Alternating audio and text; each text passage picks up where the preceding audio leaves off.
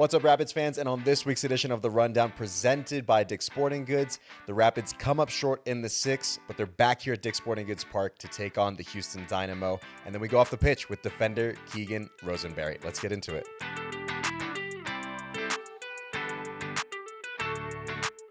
What's up, everybody, and welcome to the Colorado Rapids podcast and this week's edition of The Rundown, presented by Dick's Sporting Goods. I am your host, Mike Ravolo, alongside my good friend and resident Rapids legend, Drew Moore. Drewby, how are we doing on what is a very cooler than usual, I think, Tuesday afternoon? How are we doing, brother? I'm going to wash my hands of this last weekend.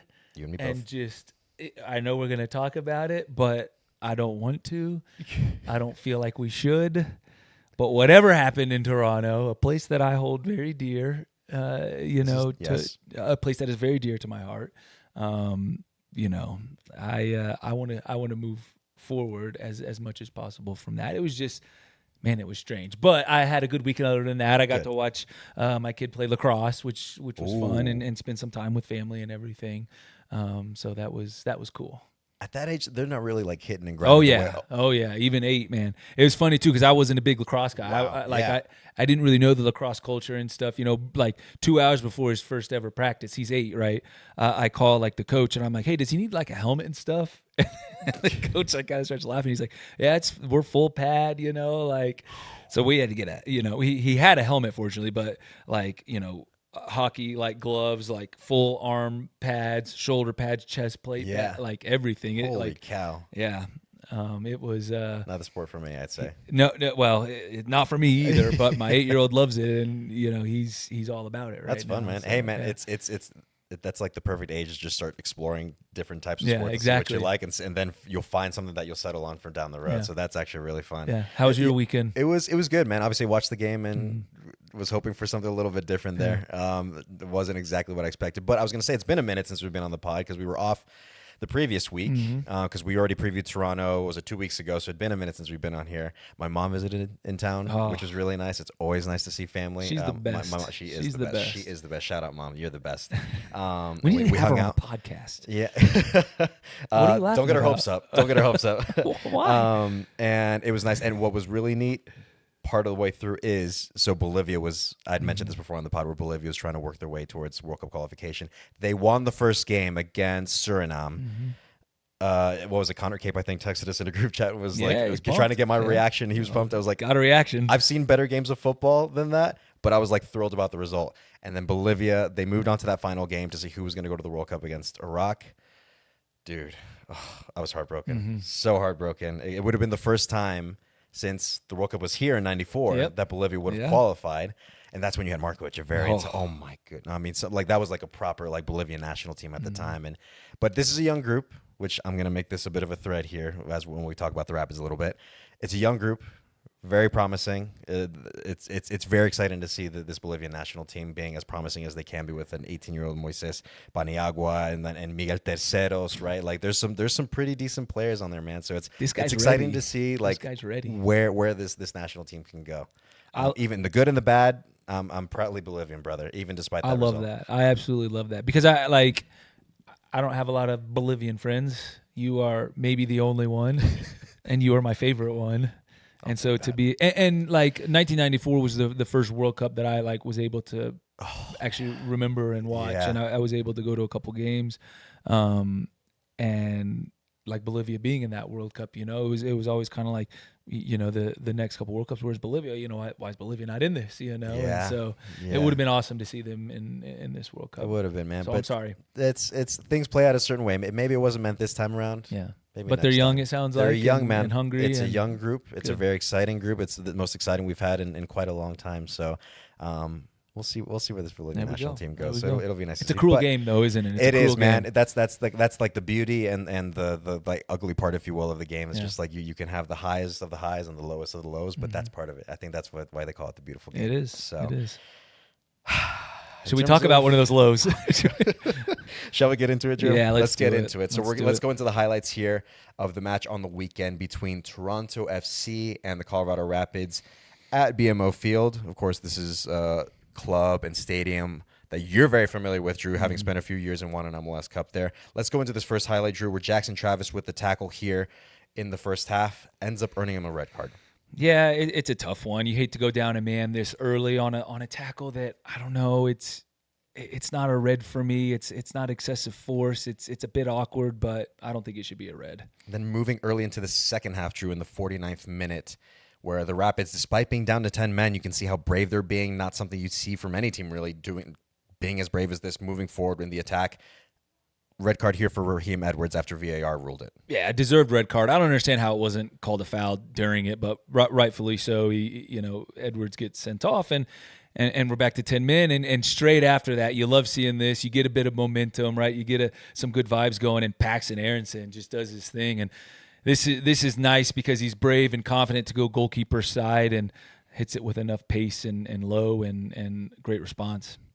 And then moving ahead, just 3 minutes later, Drew, so Hoffa on the ball here, looks for a cross. You think the play is dead, but lo and behold, Keegan Rosenberry makes it 2-0 for Toronto. And I love that we kept our foot on the gas after, earning the red card against Edwards. Paxton Aronson scoring the goal to up 1-0. We didn't stop. We didn't let our foot off the gas and kept going and got the second goal. And this was massive. And you knew exactly what Keegan was going to do with this when he stepped up. Yep, but Toronto would respond, Drew. So in the 65th minute here, Richie Laryea on the ball out wide, looking for a cross, but it sneaks into the goal. That's 2-2. Yeah, and it's a difficult one because Laryea, he's trying to cross it, and I think just mishits it, and it catches Zach off guard. It actually looks like a pretty good finish ultimately, and straight after that, I don't get this one, Mike. This is hardly a foul. You can wave play on here. And we go back down another man. For me, not a yellow card, not a foul. Extremely frustrating, and it just it was building, and it was tough conditions, blustery conditions, and this is one that obviously Zach's gonna want back. And I think he takes his eye off it. He's got to get his body behind it a little bit more. But you could just feel the tide starting to turn a little bit, Mike, and now we're not only a man down, but we've got two of our guys off the field. We've got, a bunch of subs on the field, and it's set pieces are the most difficult thing when all that is going on. And unfortunately, Josh Sargent gets on the end of this one and just capped off what was a bit of an emotional roller coaster, whether you were probably on the field or watching this match, and somehow we leave this game with nothing to show for it. And I said I wanted to wash my hands of it, so there it is. Just a strange one, Mike. A strange one. We'll get to it in just a bit here, but let's go through the match stats before I get your thoughts on the match, Drew. So obviously a 3-2 final result in favor of Toronto FC. Total shots, Toronto had 17 versus Colorado's 5. Shots on target, 5 for Toronto, 4 for Colorado. 7 corners for TFC, 4 for Colorado. And then in terms of possession, 54% for Toronto and 46% for the Rapids. So I already get a sentiment of what your takeaways were a little bit, Drew, and how you felt after this match, but your general thoughts from this match between Toronto and Colorado. Yeah, and I'm just going to I'll say this part and I'll get this part over with. I didn't think the refereeing was good. I thought he was inconsistent. I thought he made some bad calls. With that being said, you do have to, come away from these games learning something or improving from it, because this is one of those games that you just want to be like, wow, we did a lot of good things. Look at the movement that led to the red card for Raheem Edwards, right? From back to front, Wayne Frederick making the run, Keegan Rosenberry finding him, deserved red card. Paxton Aronson goes and scores the goal, right? A couple minutes later, like I said, we keep our foot on the gas. Keegan Rosenberry scores the goal after fantastic play and great movement from Hoffa Navajo, right? And then it all kind of just goes downhill from there. And for me, I'm thinking, God, what do you say in moments like that? And it's just some games you have to walk away from and just the learning lesson is you have to control what you can control, because clearly you can't control everything that happens in a game, right? Whether it's what the other team's giving you, what the conditions are, what the referee's doing, right? And I think Matt Wells backed his team, right, which you expect him to. He was fantastic in the words that he spoke after the game. It was I think he agreed with me on the refereeing. I think he agreed with me on some of the plays and movements that his players made, and really just the energy and commitment that his team put into that match. And to get nothing to show for it is frustrating. But for me, it's control what you can control, and hope that everything else takes care of itself. Sometimes it doesn't. Yeah. Like what I imagine you were frustrated as well. Yeah. Listen, I mean, straightforwardly, there's no two ways about it. That's a difficult one to swallow. Mm-hmm.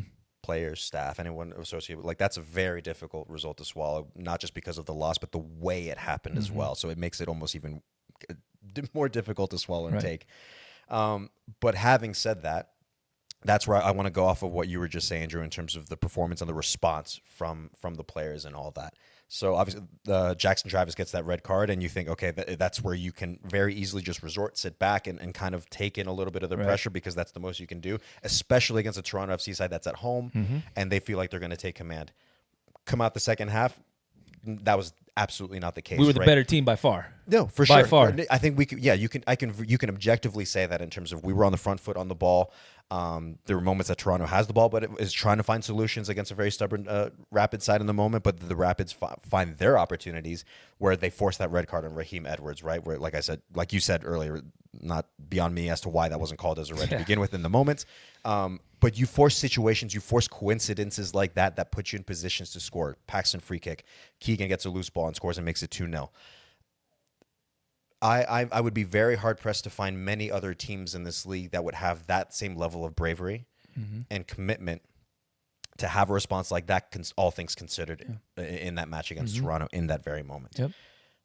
For me, that's the takeaway. Yes, you do. This is going to be a game I think a lot of the players and the staff are not going to forget. It's going to sit in their minds, in the back of their heads, regardless, down the road.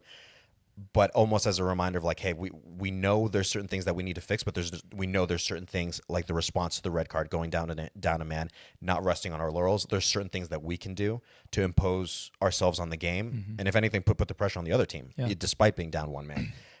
For me, that's the biggest takeaway. That's something that I saw. Listen, we've talked about endlessly in terms of how aggressive and relentless this Rapid side is going to be, and that's presumably under the guise of 11v11, right, regardless of who we play.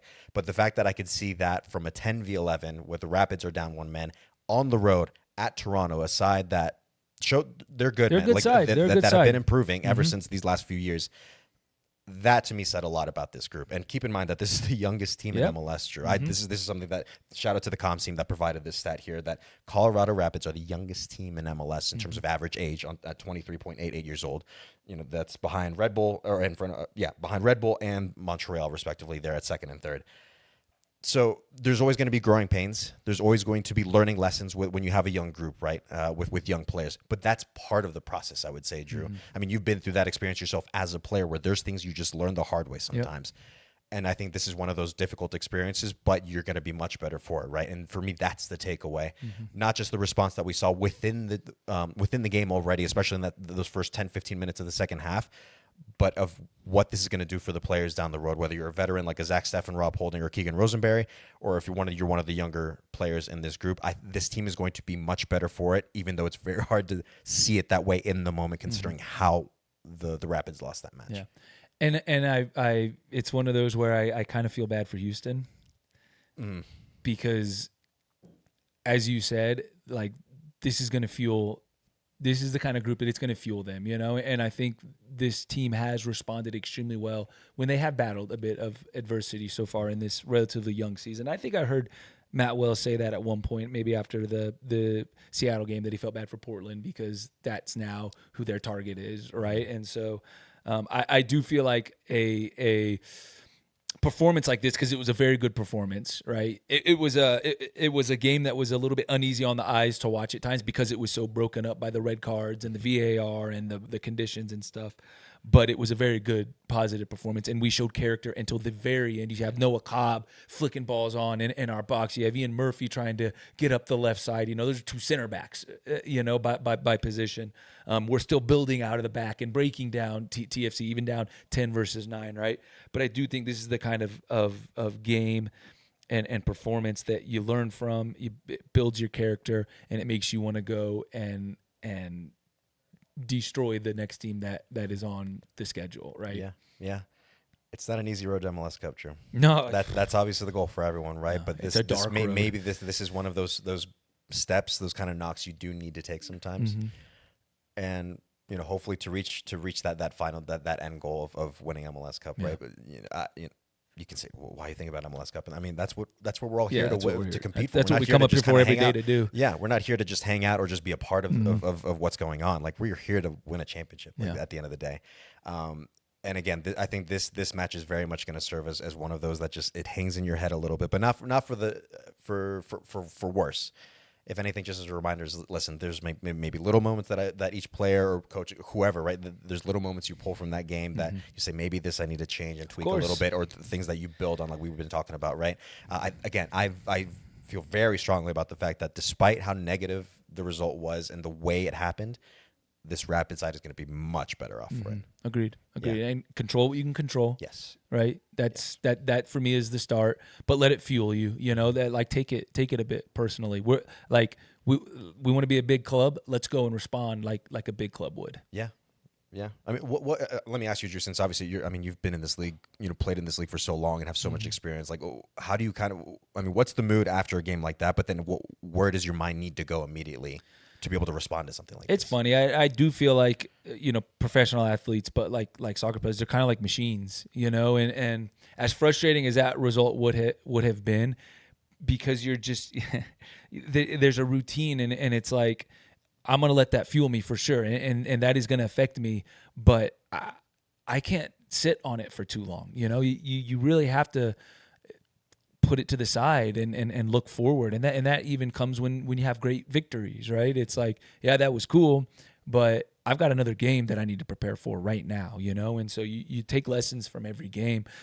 And this is something that you learn over time. It's not easy for maybe a first and second year player. You want to enjoy those good results for a little bit longer, and you want to dwell on the difficult ones for a little bit longer. You can't, you have to be a bit of a machine and train your mind to listen. Games like that happen. They do. There's not a whole lot you can always do about it, right? At least not an individual. But you do need to put it on the side and remember it, let it fuel you, and move forward to the next one. Yeah.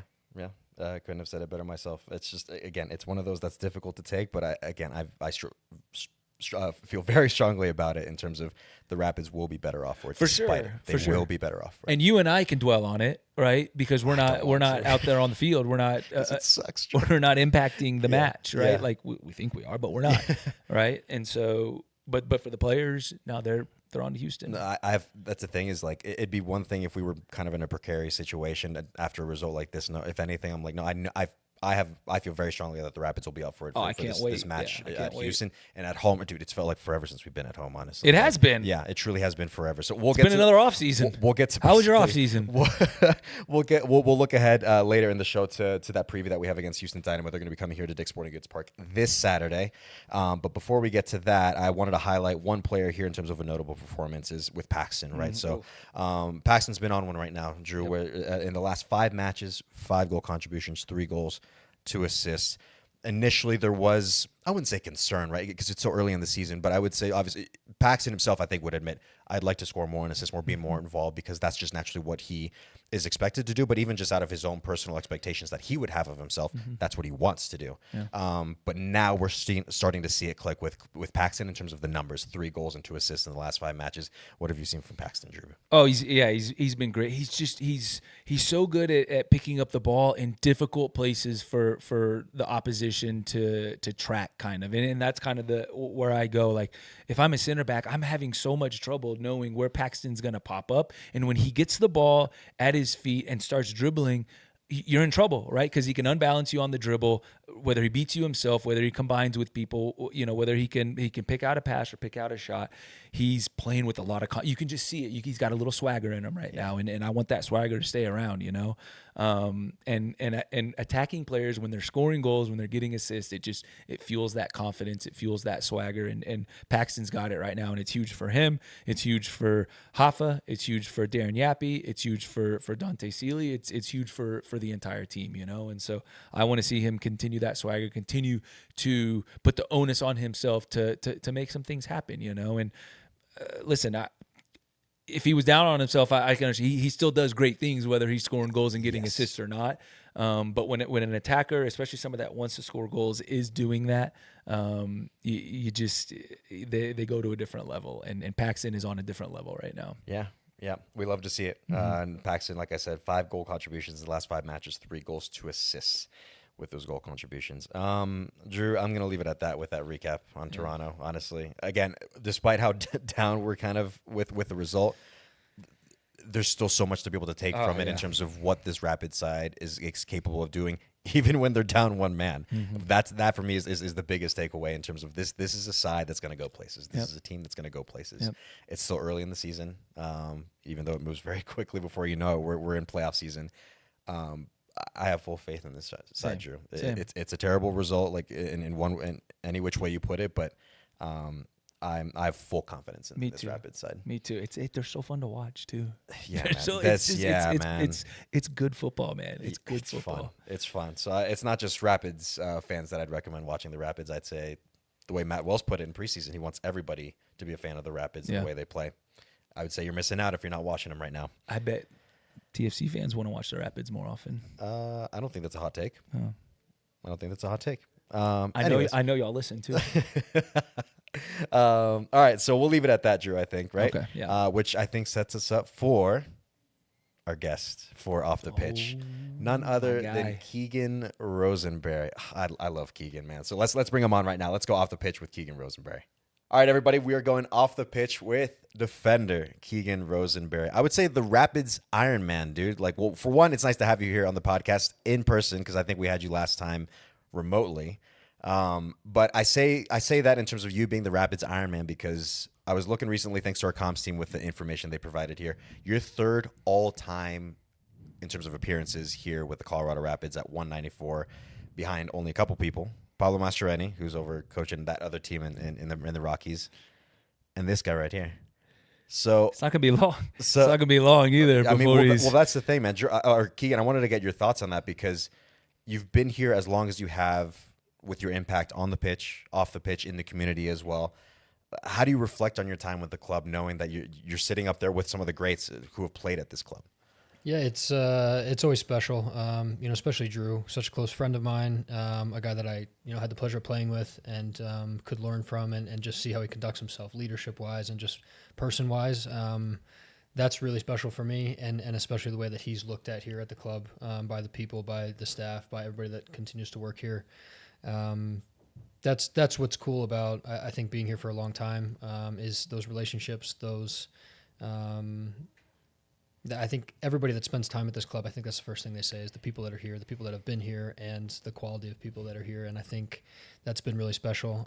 It's been way back in 2019, I was traded against, my own will. I had no say really where I was headed, and how lucky did I get, amongst 30 teams to be not only a beautiful place to live, but also, a club that cares about its people, its employees. And, I've tried to make the most of that and tried to, stretch that out as long as I can. So, the appearances is always kind of funny. It's, you need some luck, you need good health, you need, coaches, managers, staff that believe in you and give you the chance game after game. And I've been fortunate with that. There is a side of it that is on you to perform, to show up every day, to obviously put yourself in the right positions. But I mean, I've said it before, rolling an ankle, pulling a muscle, there are elements of preparation to that. There's also elements of a little bit of luck, a little bit of fortune. And, I'm really thankful for that. And I'm thankful to continue to have these opportunities to get on the pitch and perform with the guys and for the club and for the fans. And, hopefully I can continue to push. This guy doesn't make it easy. He's speaking of Ironman, how many years did he do it for? But I'm going to continue to push for that. It'd be a great honor, and even just being up there on the list is pretty cool. Yeah, man. But no surprise because we obviously see like day in, day out, like the work that you constantly put in, which I wanted to follow up on that in terms of what is the key to your longevity, man? Because with the amount that you run, how much you physically exert yourself, especially at right back and the demands of that position in this day and age, what is the key to your longevity to be able to stay as healthy as you've been, as consistent as you've been ever since you've been in the league, basically, and particularly here at the Rapids? Yeah, another kind of difficult one to put your finger on. I don't want to act like I've got all the answers. Again, there's some fortune to that. There's some good luck to that. There's trying to, being on the right side of maybe some challenges, jumping out of some things, and being smart about certain moments in the match, but or even in training. But I think trying to lean on a lot of the things that the staff and the club do for you. The activation we do every day, the cool down stuff that we do every day, the things that are offered that some people don't maybe want to hang around and have the time for, go a long way in recovery and, diet and all these things. What has been a new challenge for me is having a little guy at home and the sleep aspect and the recovery aspect when you go home and you're trying to be a dad. And, Drew knows all about it, of course, it's the work is not over when you get home. And that is the work. It's been fun, but it's a grind. The amount of time I'm spending on the floor now, and my knees and hips are trying to figure out how to spend time on the floor, and I'm laying in different angles trying to chase this guy around. But that's been hard. But in all seriousness, I don't know. I don't want to take too much credit for it, honestly. I've got great genetics. The little things that are out of your control that. Other people give me a lot of shtick about, we do these body fat tests now, things like that are, for some guys a big struggle. Other guys, naturally, not a struggle at all. So just give it time, Keegs. Just give it time. Trust me. I'm not going to insert myself in that conversation. So the next question I had for you, so in terms of, obviously you've been here a long time and played under different managers, right? And seen different styles of play and different levels of success at this club that you've been a part of and contributed to directly. Looking at Matt Wells, he's come into the fold this season, this preseason. What was it like when he first came in and kind of how he set the tone for this group? What's it been like for you to be able to learn what he's trying to implement with this group, how this team wants to play? He wants his team to play, rather. What have you been learning ever since Matt Wells and his staff have come into the fold here at the Rapids? Yeah, it's I think for all of us has been a constant effort to learn, to kind of absorb, to try to take on all this new information and paint yourself in the best light for him and his staff, which hasn't been easy. I think for everyone across the board, it's been taken to a new level of intensity, a new level of standards, really small things that maybe some young guys that haven't experienced a manager with the level of intensity that he has. If he's speaking at the end of training and sometimes at the end of training, you're exhausted, you're looking down, you're maybe hunched over, you're tying your shoes or something. He wants eyes, on him when he's speaking. The really small things that I think sometimes get overlooked that have been, I don't know, kind of refreshed, and guys are kind of, standing up a little bit straighter and need to act and conduct themselves in a little bit different way. And I think it's been good. It's been a challenge. It's been hard work, but I think it's been good for everybody. I don't think anyone had said. Now from when we started, they've gotten worse. I think everybody's been pushed to a level that they haven't before, and it's been good for everyone. So it's not been without, some hard work and some grit, but it's we love the trajectory we're on. We love the potential that we have. We love the feeling inside that changing room that we know what we can achieve. And before all of that, even when we had our first meetings, I think we all knew the resume and the credibility that he was showing up with. So it wasn't a waiting game of let's kind of suss this guy out and figure out, how, is this going to work, or how's this going to be? Or, there was immediate respect and almost a sense of fear. Like, what is this guy going to kind of do to us? The amount of things he was saying about preseason, how hard it was going to be. And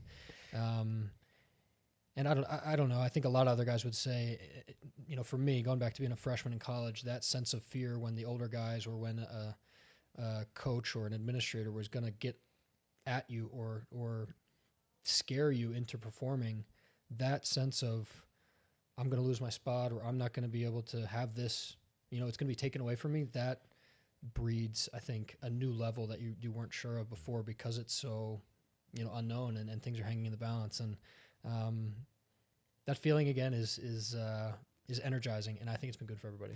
I feel like Matt's just I like a lot of the things that he's brought. He's like the culture that he's brought like lends itself for me to winning trophies, right? And it's a very demanding culture, and it started, as you said, literally minute one back in preseason. And another thing he's very demanding about is having his fullbacks get involved in the attack, right? And you were a big part of one of the goals in the Galaxy match here at home. And you go and you get a goal at the weekend in a ridiculously crazy game, which we're not going to talk about too much. But walk us through your goal. Obviously, we all know that you've got a cannon of a shot. But what are you thinking when the ball bounces to you? First of all, you make the big effort to get all the way up and into that position. Are you aiming? Are you just thinking hard and low, or what do you? Because you had a couple seconds to think about it, didn't you? Yeah, it sat very nicely for me. So there was almost too much time to think, but it's been a big ask and a big challenge for the fullbacks. But honestly, everybody just don't even think, get involved in the attack, put numbers towards the box, make that team feel pressure.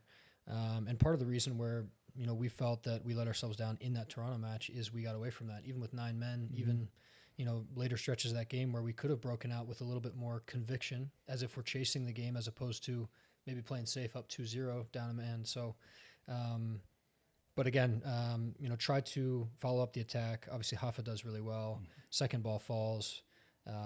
I basically tell Josh, leave it. Like, just, get out of my way. Just please don't touch it. And more so than anything, you know how those comments, put your foot through it, put it on target. Make the keeper make a save. And I thought there were too many bodies in the way. I thought for sure there'd be a block or a deflection or something, but found a way through. And I said in the post-match press conference, those are the moments. Those are so special, and obviously, not as special once the final result comes, and it almost means nothing. But in that moment is like, the best feeling in sports. It's just it's you turn into a child. You turn into youth soccer, and run to your teammates, and again, just a childish grin and pure joy. But yeah, I was going to say, Keegs, I was watching the game back home, and I kid you not, when I saw the ball sit there and you came into the screen, I was like, I got up out of my seat, and I was like, he's going to do already. it. Celebrating before it even hits the net, right? I saw it from a mile away, and sure enough, he did it. Like, he's got a rifle of a foot on Yeah, he does. He's got a knack for it. You're obviously very important to this club and to this locker room and to Matt Wells. And I feel like you let him down in preseason a little bit. I think it was you. I'm not sure. Because one thing you're very important for in the locker room is you take care of a lot of hair in there. And I heard during preseason he was sent to no shade on Sports Clips, but he was sent to Sports Clips when he wanted a haircut. And you allowed this. Whether it was Sports Clips or Great Clips. Okay. Either way. Are those two places different? Either way. I gave him a little bit of stuff because apparently I asked Hayden. And as we know, Hayden is without hair. The man with no hair. He's got a lot of hair here. I thought that was maybe maybe the wrong source. But Hayden. I think Hayden was trying to look after him. Listen, economy's tough here. Yeah. It's a cheap cut. It's quick and easy. And needless to say, he sought me out after, heard that I cut hair, and was not pleased with his haircut.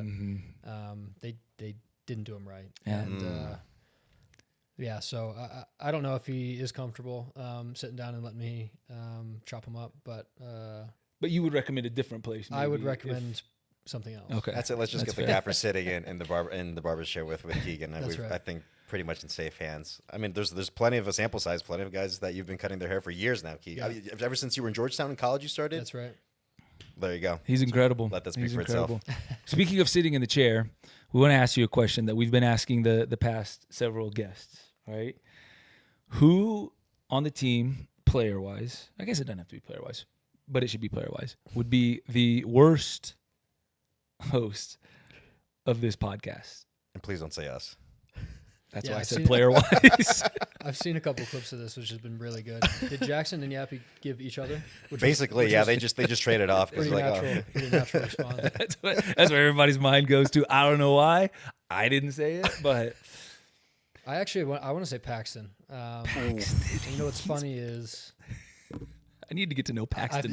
I feel like Paxton wouldn't be able to flip a switch to be able to refine his interview language and voice. It might be too slang, too casual. Very wordy. It might be entertaining, but would be a different podcast. Listen. Would be a different podcast. Entertainment's important. Yeah. Hey, that's what we're here for. Good viewers. I think Jackson and Yappy up here together would be unreal. Together would be awesome. We might have to try that out. We got to be careful, actually. Yeah. We got to be careful doing that. Actually, I did not say that, so just for our sake. But if you had maybe Paxton as the third. Ooh. who knows where that could we go. got to hear. We got to get Paxton on. He's got to be able to defend it because you're not the first person that said Yeah, Paxton. Paxton's- Jackson said Paxton. Paxton.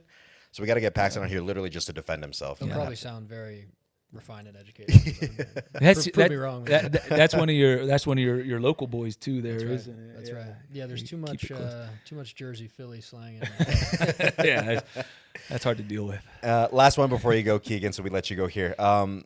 Just a funny one here in terms of golf. Obviously, this is something that a lot of guys, probably the grand majority of the locker room, I think, plays at this point, right? Coaching staff, I'd say, included maybe. Have you been able to beat Drew at all at golf? Be it this season or at least recently? Because I know you guys are dads, plenty of responsibility there, plenty outside of that being a father that you guys have to worry about as well. Has there been time to do that? yeah, as we joked about, I don't even remember the last time we played together. To be honest, Oh, I will say this. I have never beaten Keegan, so I don't know who on the podcast thinks I'm good at golf. I'll tell you this much: the last time I was out, it looked like I hadn't played in a year plus. It was rusty, but He's a dad. got a But lot bigger and better things to worry about. that's right. We've got a lot of players on the team, so if we can get some sort of team outing, it'll be a lot of fun. Keegan is a lot of fun to golf with. Yeah. He used to be back when we used to golf together. He's one of those guys like you're like, wow, this guy actually knows like what he's doing. If you know? nothing else, that's what I want to be. It's just a guy that's fun to play with. I want to help you. I want to help myself. But if I'm not playing well, I'm just happy to be out, to appreciate the course, the weather, and I also, I love for other guys to succeed and have fun on the course also. So I'll keep that in mind because Yeah. I'm not much of a golfer, Let me if know. at all. Let me Yeah. know. So, and Get me so out of the maybe, house. maybe I can go somewhere under Keegan's direction. Yeah. Keegan, listen, man, it's been a pleasure to have you back on the podcast. We love you tremendously here at the club and here at the podcast and elsewhere. Like I said, the fact that it's no surprise, I think, to us that you are a Rapids Ironman here. The fact that you're third all-time in appearances, I think, doesn't really surprise anyone. But because of all the work and effort that you've put forth on your part, impacting this club, not just what you do on the field, but off the field as well. So we love you, man. We loved it's a pleasure to have you back here on the podcast, and thanks for joining us, man. It's always a joy to have you. Of course, as always, too many compliments and kind words, but thank you guys. But they're Appreciate well it. deserved, A lot man. of fun. Well Thank you. deserved. Well deserved. Thank you.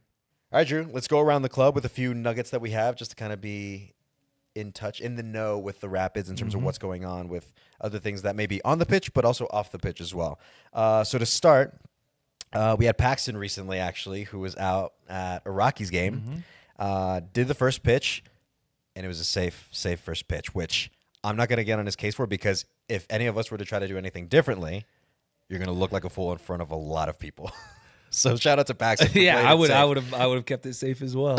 I saw him practicing as well. Yes, yeah. Credit, And credit I'm to glad he Jackson. practiced. Yes, which is very important because again, you don't want to look like a fool in front of a lot of people. What are with you the first talking pitch. about? Are you trying to get me to bring something Oh, up? I'm not. Maybe I think you sound like you're All eager right. to throw something Listen, out there. I'll say it. The floor is yours, Drew. After I retired from playing, I was asked to shoot a free throw before the Nuggets game in front of a lot of people, 18, 19, that whatever ball arena holds.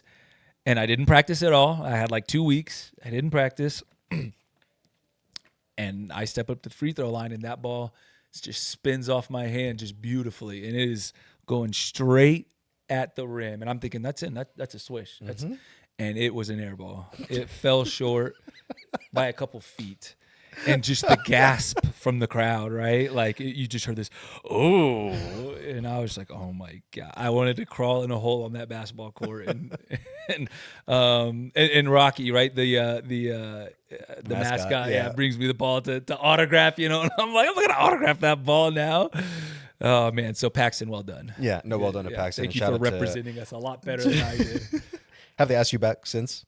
They forgot my name Okay, all right. We'll that leave it at day. Shout out to Jackson Travis, by the way, for helping Yeah, Paxton practice, being a good teammate there, so that Paxton Big would baseball player, Jackson. be so Paxton would be in a good spot for that first pitch. And then Rapids Unified signing day, Drew. So obviously we sing our praises about Rapids Unified because they are the best thing that They're we the have best. and do at this club at the Colorado Rapids.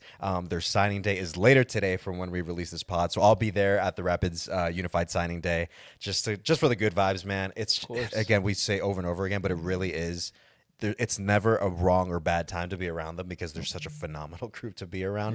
Yep. So it's going to be exciting to see everybody signing their contracts and make just a whole event of it, which is really, really nice. So I plan on being there.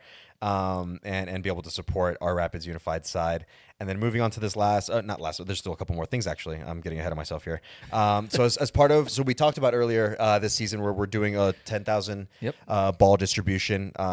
Obviously, the reasoning behind it is just providing access to the game, right? To the beautiful game, to our wonderful community here in not just in Denver, but in Colorado.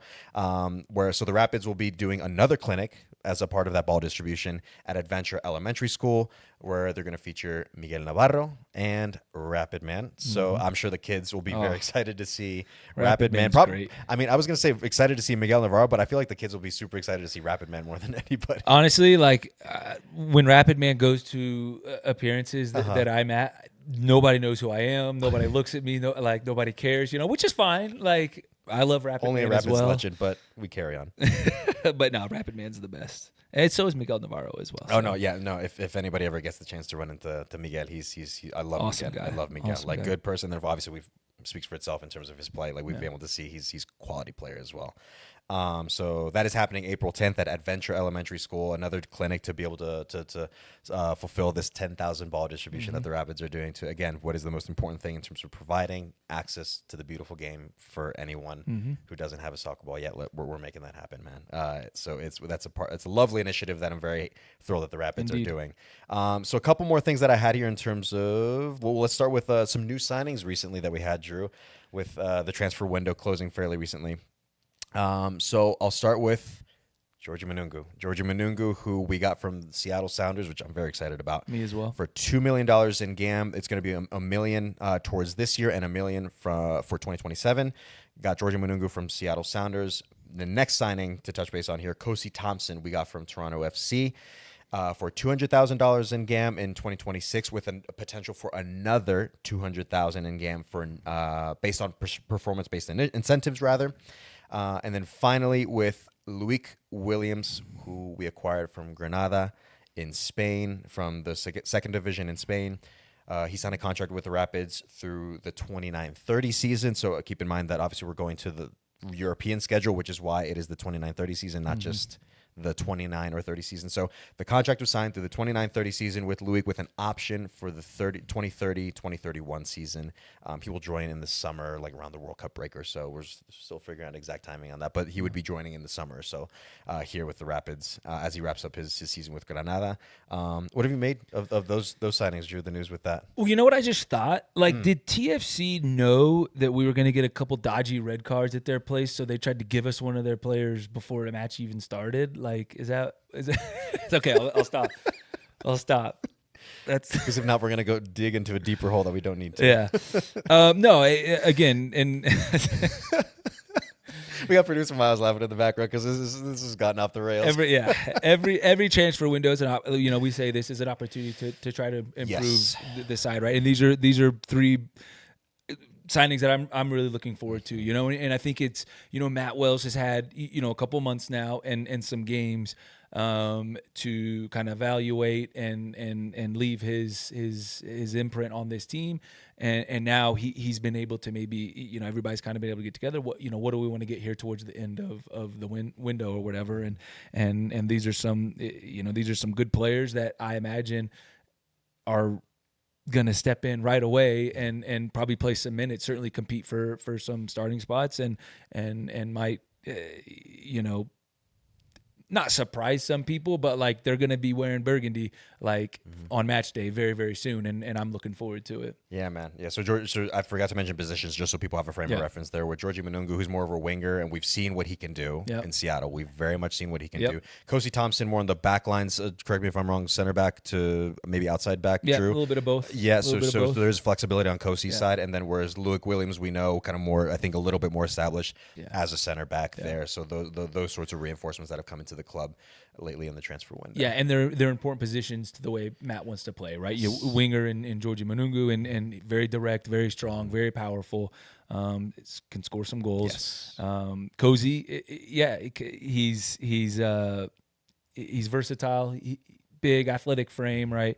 Can play inside, can play outside, and Loic Williams is somebody that's got some bite to him, and center back that can lead and command, and has some physicality. So yeah, looking forward to all three of those guys. Yeah, man. Yeah, very excited to see these guys dressed in burgundy. Well, I say burgundy, but we have the colorful Colorado kit with slightly It's got different some color. burgundy. Yeah, but we got some burgundy in there. So technically, I guess they are wearing burgundy. But yeah, nonetheless excited for these guys to come into the fold and see them wear a Rapids kit and out here at Dick's Sporting Goods Park. Last thing I wanted to quickly touch base on. Obviously, we mentioned all the call-ups that we had for our players from the youth level all the way up to the senior level, and it obviously a wonderful experience for every single one of them, regardless of the level. It's a tremendous honor to be able to represent your country. With Lucas Harrington, I wanted to highlight him a little bit specifically just because of the fact that with the 2 matches that he played with the senior Australian men's national team, got man of the match in the first match that he played. 18 years old, getting a man of the match recognition for your national team. That's my goodness, Drew. I don't even know how. I'm trying to find the words to how to describe how incredible that is, because I think to us, it's no surprise because we've seen how composed and mature and so well put together. I would say Lucas is, not just as a player, obviously, but as a person as well. We've seen him. You could have fooled me if you said he was 18 years old. I've said this before, and I'll say it again because of that's how well put together Lucas is both as a person and as a player. Yeah, he's fantastic. He's mature. The occasion doesn't look too big for him. I anticipate seeing this guy playing against the U.S. in the World Cup. And I don't know the Australian team that well. I'll be completely honest, but the way he's playing, the form that he's in, the maturity level that he brings, I wouldn't, if he is not on the World Cup team, then Australia must have 3 or 4 of the best center backs in the world. In the world. It was on the tip of my tongue, but so thank you for finishing it for me. He's been so great to be around, and he still has he still has a long way to go because he is young, right? But the track that he's on right now is huge, and he's huge in the locker room. He's huge on the training field. He's huge on the match pitch. He's just a lot. He's one of those guys for me that I'm like, I'm gonna stay out of his way. Let him do him. Let him be him. You know? Yeah. Every reason to, because again, like I said, you could have fooled me if you told me he was 18. Yeah. Which is crazy to think that he's as mature and as well put together as he is as an 18-year-old. Oh, at 18 years old, what was I doing? No, let's not get into that. That was a long time. Ages, and that's what we were joking actually. Because I call you viejo, and when I had my birthday recently, and I was like, I don't know if I can get away with that anymore. If anything, that makes 2 of us now. That's the calling the kettle black, right? Yeah, that's the or viejo calling the viejo. Yeah, that'll be our new phrase there. Anyways, oh my goodness, this pod I feel like has gone off the rails too often. So let's get to the best pod that exists. But it's fun. All right, Drew, let's move ahead. Let's go. Like I mentioned earlier, we are finally, and I mean finally, back home here at Dick's Sporting Goods Park. It genuinely has felt like an age since we've played a game here, been here. And we'll be back here this Saturday, April 11th, against the Houston Dynamo. And obviously, we're back to our normal, regularly scheduled programming with a 7:30 p.m. Mountain Time kickoff here at Dick's Sporting Goods Park. Let's do a quick team comparison, Drew. So looking at the records, Colorado right now are 3-0-3, sitting in 8th place in the West. Houston are sitting in 10th below them with a 2-0-3 record. Points, Colorado have 9, Houston have 6. Goals, Colorado have scored 13, Houston have scored 8. Goals against, 10 apiece for both sides. And then average possession, Colorado has 53.1% versus Houston's 42.1%. Houston, they're coming off a 1-0 loss at home against the Seattle Sounders. It was Paul Rothrock who scored for the Seattle Sounders late in the 83rd minute, Drew. So they found a way against what is a difficult, tough Houston side to play against.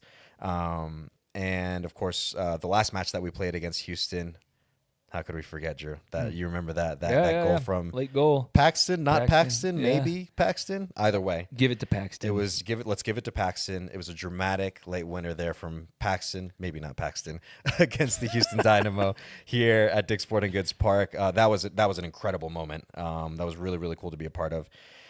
But Houston, Drew, what have you seen from Houston lately in this 2026 season so far as we're getting ready to face them here at Dick's Sporting Goods Park? Houston's interesting. They look like a team that signed several exciting attacking players in the offseason. And that's exactly what they did, right? And they're a team that, but I don't know, but it's interesting because, Ben Olsen, he's somebody, and we've talked about this before. Like, they're always in games, right? They never seem to go away, whether they're winning by a goal or losing by a goal or in ties. They're always in matches, and I just think they brought in Bogusz, they brought in Guilherme, they still have Ponce there. They brought in Linger halfway through last year? No, I think he might have been earlier last season. It was. Hector Herrera Came back. is back, Yeah. and so they have all these and that's just there's still a few more, exciting attacking offensive players that can score goals and create chances and stuff. But they're still a team I think you can get after defensively and go score goals on them yourself. So I think this is going to be a fascinating match. Yeah, very much so, Drew. Like I said, this is going to be a very difficult Houston side because it's as you expect from any Ben Olsen side in terms of the way he was as a player back in the day in DC United. I mean, I remember watching him when he was in DC United back in the day. Tough, like at bare minimum, tough, gritty, difficult to deal with. And that's without acknowledging the fact that they have a lot of quality on this side, Drew. I mean, you listed off a few players here. I mean, we're from front to back, or from back to front in terms of some of the players that they have. Jonathan Bond in goal. We've seen him in the Galaxy previously. Good goalkeeper. Antonio Carlos previously at Orlando. Solid center back for them. Dwayne Holmes, who's typically played in the middle, but now has kind of shifted out to the right. Lawrence Anali out wide as a player. winger. You mentioned the front three of Mateusz Bogusz, Ezequiel Ponce, Guilherme. I mean, this is a side that's very, I think, low key in an underrated way. I would say very, very difficult to play against because of the quality and the grit that they have. Like to combine those two things together. And I think what kind of makes it even more difficult is like you don't really know like what they're going to do or where it's going to come from, because they're all individually like very good players that they can combine as well, but you have a lot of like direct players that want to unbalance on the dribble and have some pace and arrive late into the box like a Bogusz, right? Like this is going to be a difficult match because I don't really know what their patterns are necessarily, and I don't really have to. I know Matt Wells will very, very much know exactly what they want to do, but I think it is going to be an exciting match because they are a bit off the cuff, right? These players are a bit off the cuff that just want to go and create things and combine at times, and when the moment comes, who's going to step up and end plays or take care of their exciting attacking players. It should be a fun, fascinating match to watch. For sure. And I mean, we listed a good portion of their roster because there's quite a few good players on there. But Drew, give me your opponent player to watch. Who is somebody you're going to keep your eye on for Houston that's going to present a lot of danger for the Colorado Rapids? Oh, I would say they're just their front three. And if my anticipation is correct of Bogusz and Ponce and Guilherme, I would say all three of those. Though if I depended on one, it would be Bogusz. Just I like Bogusz. I think he's a good player. I like watching him play. I won't on Saturday night, but he's got a nice left foot. He's got he can score goals in many different ways. A lot of times it's cutting in on the left and just unleashing up really hard shots. He arrives late in the box to pounce on rebounds and laybacks. He can get assists. He's got a good eye for a good pass. So he's the one that I would choose as the one to watch. But their front three are just they're exciting, they're dynamic. Guilherme has shown already in early stages of his time in this league that he can be a bit Bogusz-like, right? Go on the dribble and score that way. And Ponce is just he's a goal poacher, right? He gets on the end of crosses, and in the 18 he comes alive and occupies the center backs. That's a difficult attacking front three. However, I like some of our attacking players as well. I do as well. That's where I was going on the flip side in terms of my Rapids player to watch, and not necessarily one, but basically the Rapids offensive group. The front three are just whoever you have on the front line for the Rapids, right? So you look at what we've typically seen lately, right? Hafa Navajo, Dante Sealy, Darren Yappy, Paxton Aaron. I mean, we have a list of players. That's the thing, right? That's what excites me about this is that if we have a list of quality, effective, deadly we sure do. Offensive players that I just listed off there that can, when they have their chances, that they can take them and provide all sorts of problems for the opposing team themselves. So this sort of matchup of like the two offenses that are actually very good is going to be very, very interesting to see how they kind of play off against one another, right? Not directly in terms of, the Rapids back line will be the ones dealing the brunt of the Houston front three, and then vice versa in terms of Houston versus the Rapids, right? But I'd rate our front three here, or just the offensive line in general that we have here at the Rapids with some of those players that I listed off, because of the quality on the ball, because of their instincts and their ability to kind of sniff out, like find the right positions to find themselves, whether it's arriving late or finding the right positions in the moment, in the box or whatever the case may be. Drew, like, we have quality on our side as well, which again is going to make, I think, for a very, very, very interesting matchup with Houston. Like we said, they're going to be tough, they're going to be gritty, but they have quality as well. They do, and I want to expand on the tough and gritty part, right? And I don't want this, we're not like trying to pit this, our offense against their, like our attack against their attack. Like, we don't want the score to be 5-4, 6-5, whatever, unless we win. Like, then that's a coach's nightmare. Yeah, I know they would be freaking out.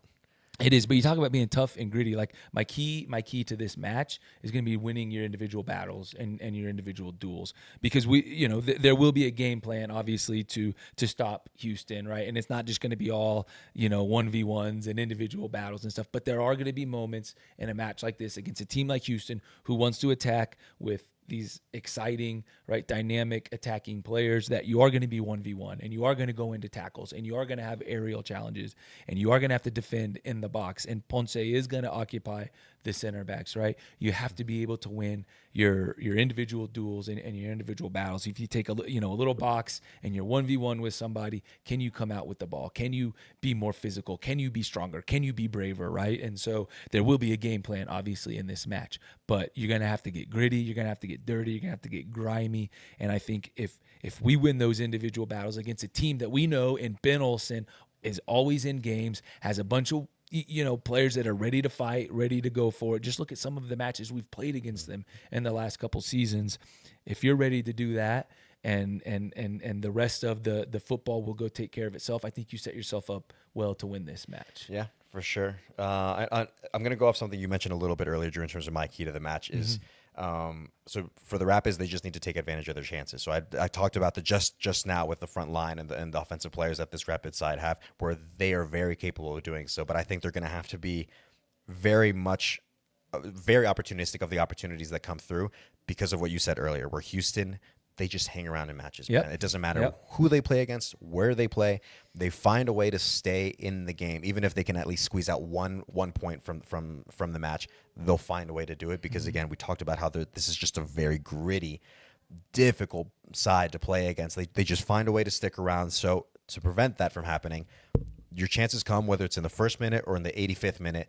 Take advantage of those chances if you're the Rapids, to put Houston away as soon as you can, or even if it does come late, put them away, because we know how much they can hang around, and maybe even walk away with the result themselves if you don't put them away at some point or another in the match. Yeah, I like that, and they've already been in their last 3 or 4 matches. There's been goals beyond the 85th minute, maybe, right? Seattle just last week, and Dallas the match before. They beat somebody in like the 107th minute. Portland, that wild, that game was wild. Yeah, and so but they hang around, Drew. That's do. the thing. That's the thing. They do. So can you put them away early, as you said, or will it? Will they hang around a little bit and then you put them away late, right? And so against a team like this that can hang around, that does have game changers, take advantage of your opportunities. Yeah, for sure. Listen, it always sounds biased when I say it in terms of like, I'm looking forward to this match. I mean, this is an interesting match. I mean, we literally just like talked through why and how this could be such an interesting matchup, because it feels like it could almost go either way, right? Because you look at the quality that the Rapids have on, with Matt Wells, the way he wants to play, but you look at Houston, like we said, they just hang around. They're tough. They're difficult to be physical with, because they're gonna give it right back to you. But they have quality to go with it, right? It's not just a kind of rough and tumble sort of side, from back in the day, if you will, right? This is a very, very interesting matchup. Whether you're a Rapids fan, Houston fan, or just a neutral, like, this is a very, very interesting matchup coming up on the weekend. And we get to have it here. My goodness, it feels so nice to be back home, Drew. Does, My man. goodness. So that match between the Colorado Rapids and the Houston Dynamo is going to be happening here at Dick's Sporting Goods Park on Saturday, April 11th, 7:30 p.m. Mountain Time kickoff. You can always watch on MLS Season Pass, but like I always say, just come out here to Dick's Sporting Goods Park. It's always the best to be able to see your Burgundy boys in person, taking the atmosphere, hopefully, knock on wood, win 3 points. That's wood too. It is, yeah. Yeah. See what I did there? I think Paxton and Hoffa and Darren Yappy and Dante Seeley and whoever else is in the attack for the Rapids, Mangioma, Alex Harris, are just going to be too much for the Houston defense. I think so. I'm not going to make any predictions, but I just think they're going to be too much for Houston on Saturday night. Yeah, I think so, man. Again, like I said, the Rapids are coming off a very difficult result in Toronto that we discussed as we needed to. But like I said, this team's going to be better off for it, and they're going to have that like fire in their belly, I think, coming back from that result and wanting to come back and make things right, correct things a little bit. Agreed. And there's no better place to do it than here at home. Right here, yep. So to have the fans out here, please come out, because trust me when I say, and I mean you can speak to it personally, Drew.